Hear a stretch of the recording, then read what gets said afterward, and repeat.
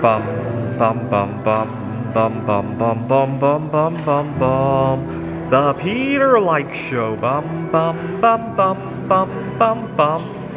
Getting ready for our next art show in June, and I've recently decided to branch out with my art career beyond just metal casting. So one of my favorite math problems is the Mondrian art puzzle. What it is you take a n by n squared. It turns out this is a 10 by 10.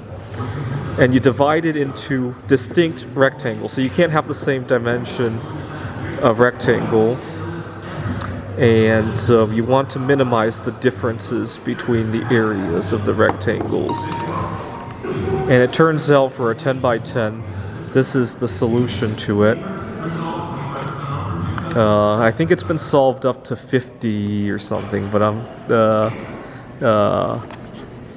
practicing with the smaller ones first, right? The measurements for the 50, some might be a little bit trickier.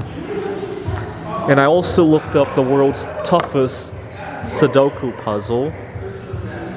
I'm not sure how it's measured, but apparently this one has only one solution, and it has the fewest number of clues on the board, I guess. Some other things I plan to paint are depictions of various chemical elements that unfortunately we have yet to discover, right? So for example, I talk about moscovium. I'm going to do some more reading about the properties of moscovium to see if I can depict it in a painting at least. I hope to someday work with actual moscovium. I believe one of the isotopes has a 10 plus million year half-life. But I could also depict some other elements that are much less stable. So one of my biggest disappointments is that polonium is not stable. And the reason I say I'm disappointed is look at the crystal structure. Polonium is the only metal known to have a simple cubic crystal structure because it's in the 16th family of the periodic table, and it's a metal, right? Tellurium, selenium, sulfur, oxygen, those are not metals, so you're not going to get this kind. Now, why do I like this kind of structure? Well, it's very loosely packed.